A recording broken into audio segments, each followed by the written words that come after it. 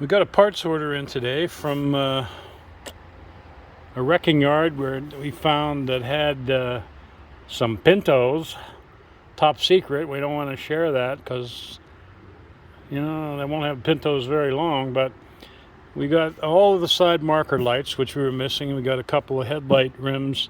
We've got the trim that goes around the windshield all the way around. See if we can figure out how to fit that back on. And we got another box of stuff here we'll open up soon. But stuff really should be gold plated as much as it costs. Opened our other box and got rear bumper mounting brackets, which we needed. A couple of headlight buckets. We needed one, so we got two. Got a bag of hardware there. More importantly, we've got a front lower valence that we needed. These are pretty hard to come by in any kind of shape because they take a beating. This one's got some bumps and bruises, but I think we'll be able to straighten it out and make it look right. But that's just that many less things that we need. We still got quite a list of little things, and we'll keep working away at it. We've got a new rear bumper coming if UPS can ever figure out how to deliver it to us.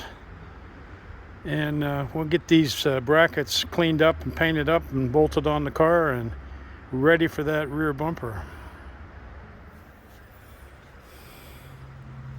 Cleaned up our bumper brackets a little bit and sprayed some rust reformer on there.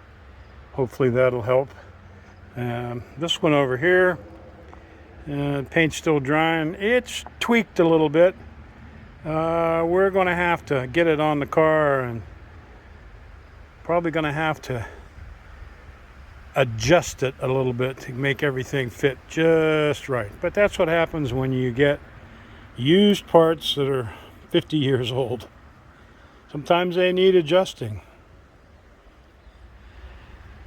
I've already gone ahead and thrown some black paint on the inside of these doors, waiting on some kind of an interior panel until we figure out what we're going to do there. But the other thing we've done is put the felts and the window wipes in. We bought a kit that gives us about 8 feet of this window channel, and you got to buy it for an older car because they changed the thickness of the glass. But we bought 2 kits, one for each side. We put this side in already. The other side we're still waiting on the track for the inside of the door, so we can't finish putting it in. But we've got this side in there, and the car sealed up, painted the frame on the outside black. Still haven't decided what color to make the car, but I think the window frames, whatever color the car is going to be, will be black. These need painted yet. And one thing that was done is these previous owner had these windows taken out and tinted, both sides as well as the rear window. So by doing the frames black, that's just going to kind of aid that a little bit and make it look a little better, at least in our opinion. Well, we got lucky today. The people that owned the car before managed to find some extra parts that go to the Bronco, or the Pinto, too many horses. And one of the things that came today was a brand new rear bumper and brand new bumper supports. And man, that's like Christmas. One of those narrow early 70s bumpers. And the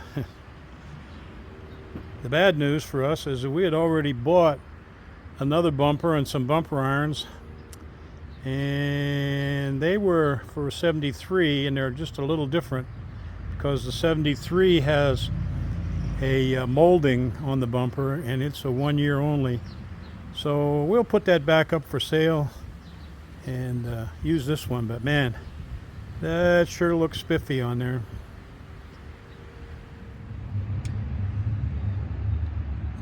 I'm going to start working on this rear end, changing the angle of the pinion, and I'm going to get under here and disconnect the shocks. And then what we're going to end up doing is right up in here where the rear end has a perch welded to it, we're going to put a tapered shim in between that perch and the spring and tilt that whole rear end housing upwards. So to do that, we're going to have to take the shock off the bottom, and then we're going to have to take that spring plate off the bottom. And because the car is kind of sitting on its tires, we're going to have to jack it up and put stands under the chassis up there and let the rear end hang. And then when we take those U-bolts off, we'll lift the rear end up a little bit and slide that shim in there. One of the things that we're going to have to figure out is there's a center pin right here that basically holds the spring together, and that center pin's got to come out, and we're going to have to put a longer center pin in there. So we're going to have to clamp the spring together with some C-clamps once we get that far, and take that center pin out and see what kind of a pin we're going to have to get to replace that. That will include the 6-degree shim that we're going to put in there. So we'll get started on taking that shock off now. So we buzzed the nuts off the U-bolts. Pull them up out of the way. That bottom plate off. Now this is the center bolt for the spring, and usually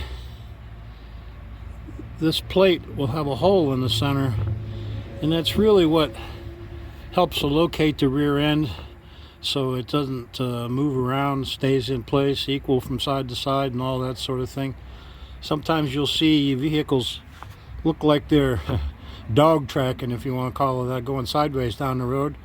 And a lot of times what'll happen is that center pin will break, and then the rear end will move forward or back a little bit, and there you go. So what we're going to have to do before we pull that pin out is clamp this spring pack together because it's under some tension. And we'll take that bolt out, and we'll have to jack up the rear end housing and slip that shim in there, right in here with the thick part to the front. So now we've got our spring clamp together. We took our nut off the bottom, and we've got the rear end pad jacked up off the spring. See if it's high enough to get that center bolt out of there, and then we'll see what's next.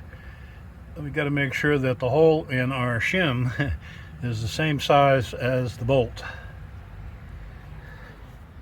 So now you see we've got our shim installed, and it's really important. You can see the head of the spring bolt there, the center pin. It's really important that you get that bolt in that pocket on the perch, and you may find that because of the angle, the new angle of the perch, that bolt doesn't want to go up in that hole. If it's super tight, you may have to do some adjustment there, either drill the hole out a little bigger or what, because originally the spring perch was square with the bolt, but now it's on an angle. In this case, I think the hole was a little oversized, so I think we'll be good. We've got our bolts started back on there. We'll just snug that up until we do the other side.